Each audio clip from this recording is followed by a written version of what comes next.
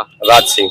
राज सिंह जी। तो राज सिंह भाई कौन सी बिरादरी से आते हैं आप? मैं दलित समाज से हूँ। दलित समाज से आप आते हैं। मीरापुर के रहने वाले हैं, अपने गांव के रहने वाले हैं? मीरापुर के रहने वाला हूँ। आप मुझे एक बात बताइए, अब यहाँ के जो सांसद थे मलुक नागर, उससे पहले भारतीय हिंदू सांसद थे, आप मुझे एक बात बताइए, बिनोद लोकसभा क्षेत्र जो है वो पिछड़ा हुआ क्यों है विकास के मामले में? देखिए, सांसद की बात करें, कभी भारतीय हिंदू जी के जमाने में हमें कोई काम उनसे पड़ा नहीं। हालांकि वो मीरापुर में कम एक्टिव रहे, लेकिन उसके बाद मलुक नागर जो सांसद रहे, मैं दलित समाज से हूँ और वो बीएसपी से सांसद थे।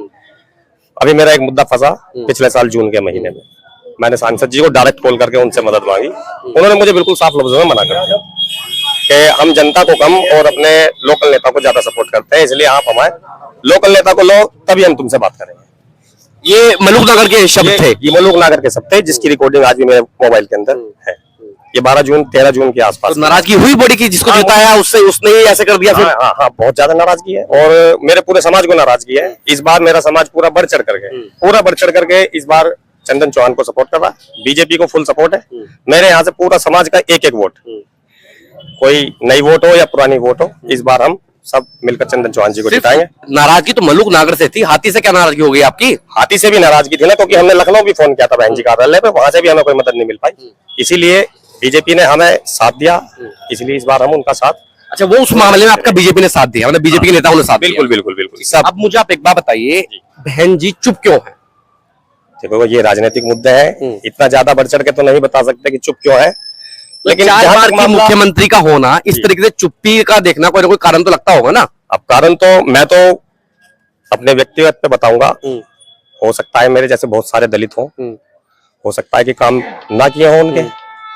मैं अपने बताता हूँ, एक व्यक्तिगत कारण है मेरा, जिससे मुझे आहत हुई है बहन जी से। हो सकता है और न जाने ऐसे कितने दलित हो, जाने कितने होंगे। ठीक है, अब मेरा एक मुद्दा आपसे ये है, दलितों का एक नया चेहरा निकल कर आया है, चंद्रशेखर आजाद।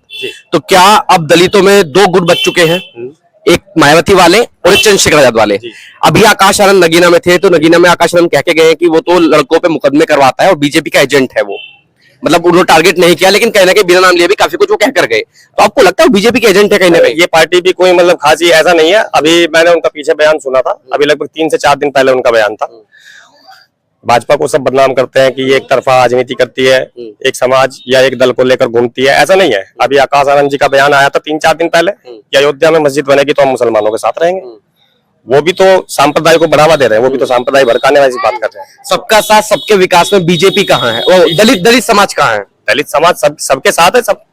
ये जो है भाजपा की जो बातें हैं, दलित समाज के बहुत सारे मैं आपको दिखा दूं, जो आवास भी बने हैं, उज्ज्वला योजना से भी प्रफुल्लित है, राशन घर घर पहुंच रहा है।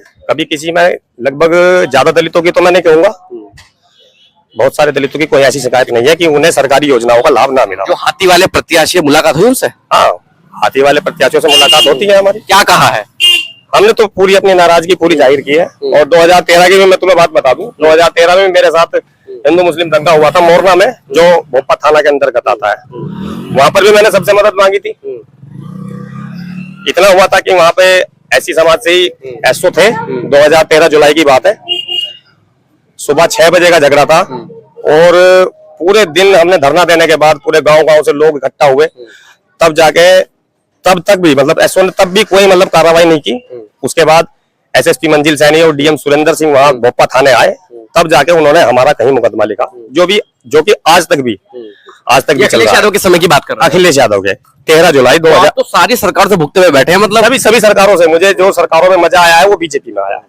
अपनी बात खुलकर कहो, जो भी काम है अपना सीना ठोक कर जाओ किसी अधिकारी के पास, कोई मना नहीं करता। ठीक है। उन सरकारों में क्या था कि किसी के पक्ष मतलब अपने पक्ष रखने के लिए किसी भी अधिकारी के पास जाते तो पहले हमें चपरासी को कुछ देना पड़ता था, उसकी जेब गर्म करनी पड़ती थी, तब जाके हम कहीं अधिकारी से मिल पाते। तो भ्रष्टाचार भी खत्म हो चुका है, मतलब भ्रष्टाचार लगभग 0 है। 0। ठीक है, आप आ जाइए।